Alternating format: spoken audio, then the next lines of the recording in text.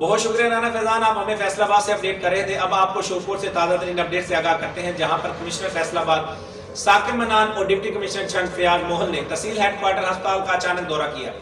Assistant commissioner Shorkot Usman Sikandar और MSTHQ अस्पताल doctor Ghulam Rasool ने कमिश्नर साहब को अस्पताल का दौरा करवाया, जहां उन्होंने THQ अस्पताल के तमाम वार्ड का दौरा किया और मेडिसिन का रिकॉर्ड भी चेक किया।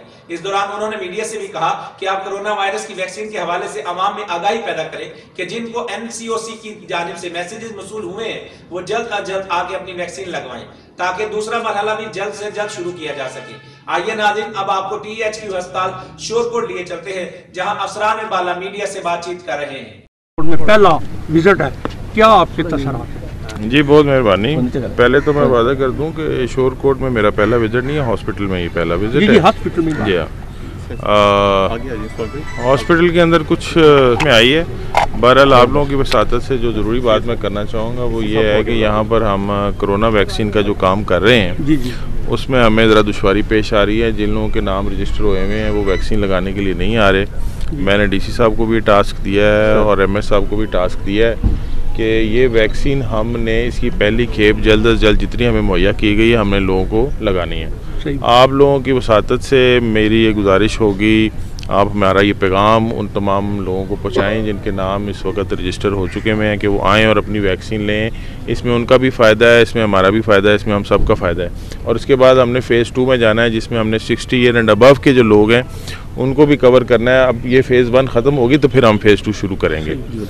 इसके अलावा मैंने हॉस्पिटल के अंदर थोड़ी सी कमी महसूस की है, जो चिल्ड्रन वार्ड है और वहाँ पर इंक्यूबेटर की कमी है, वो भी मैंने DC साहब के ज़िम्मे लगा दिया है। इन्होंने एक अच्छी तजवीज़ दी है, बहुत अच्छी तजवीज़ दी है और इंशाल्लाह ये उस पर काम करेंगे कि हम मुखय्यर हज़रात से रब्ता करके 2, 3 या 4 इंक्यूबेटर लेके, क्योंकि इस वक्त एक इंक्यूबेटर चल रहा है तो वो नाकाफ़ी है, प्रेशर यहाँ पर ज़्यादा है। सर डायलिसिस के हवाले से भी इंशाल्लाह वो फिर आप बता दीजिएगा। कुछ इनको मैंने टास्क डायलिसिस के हवाले से दिया है, वो DC साहब खुद आपको बता देते हैं। यहाँ पे ना ये अमला जो सफाई करने बस जिस तरह से वो सैलरी नहीं मिली, उस हवाले से कोई जो है वो आपने क्या कोई डिस्कस हुई है इस हवाले से? ये नहीं, यहाँ पे वर्कर्स जो हैं उन्होंने एहतजाज भी, मैंने DC साहब को बिल्कुल ड्यूटी लगा दी है, वो अपने कमेंट्स दे देते हैं कि इनको जब से तनख्वाह नहीं मिली इसका पूरा हिसाब लें। MS साहब से रिपोर्ट भी लें, अगर ये तनख्वाह देता है तो ठीक है, नहीं देता इसका कॉन्ट्रैक्ट ख़त्म करा के यहाँ पे ये डिसेंट्रलाइज नया कॉन्ट्रैक्ट कर ले। वो मैंने इनको डायरेक्शन दे दी। DC साहब आप बता दें। सर बिल्कुल सर, इस पे मनोअन जो है वो अमल होगा सर। ये बिल्कुल सर, सेक्रेटरी प्राइमरी हेल्थ उनके नोटिस में पहले भी सर मैंने ये मैटर दिया है और इंशाल्लाह ताला सर हम या तो जिनको आउटसोर्स हुआ है ये ख़त्म कर देंगे या आज सर 9 सर हम खुद कांटेक्ट करें। बिल्कुल ठीक सर। अच्छा सर, काइंडली हॉस्पिटल में सर डॉक्टर्स की हमारे पास जो स्पेशलिस्ट हैं वो बहुत कमी है और यह सदराज से आज से नहीं है सर, क्योंकि पिछले हुकूमत में भी, इस हुकूमत में भी DC साहब जो सिलेक्शन करते हैं डॉक्टर्स की मुकामी सतह पे उनको अलाउ भी है, पहले कुछ किए भी हैं पिछले साल में, लेकिन अभी तक भी हमारे पास यहाँ पे नॉन डॉक्टर्स की कमी है। वो मैंने इनको परमिशन दे दी है। कमिश्नर साहब ने डायरेक्शंस जारी कर दी हैं, हम इंशाल्लाह ताला मार्च में उसकी ऐड देंगे जी।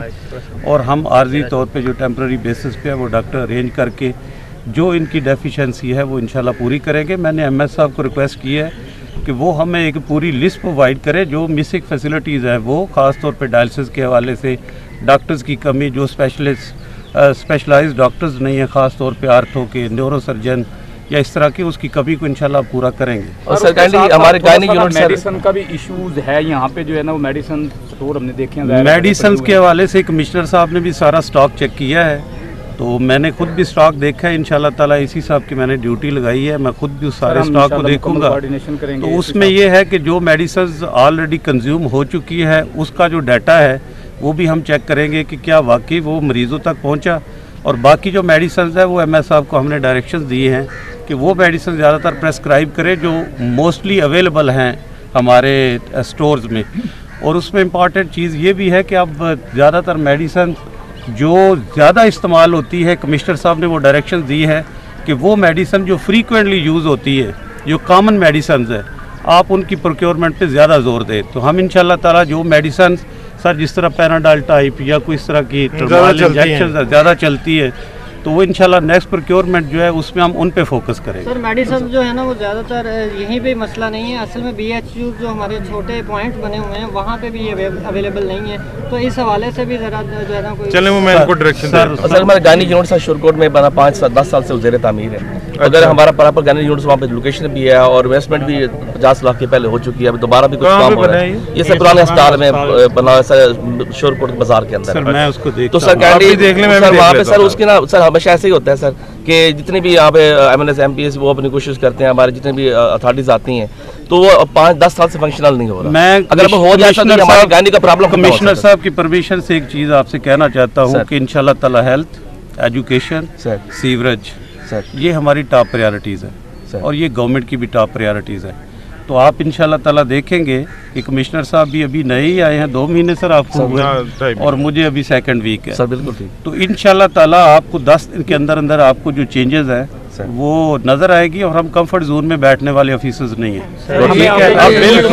ये ऑफिस में बैठने वाला कोई काम नहीं है तौर पे इंशाल्लाह ताला आप बनाया गया था, लेकिन अभी तक उस पर अमल दरामद नहीं। चलें इजाजत देंगे हमने।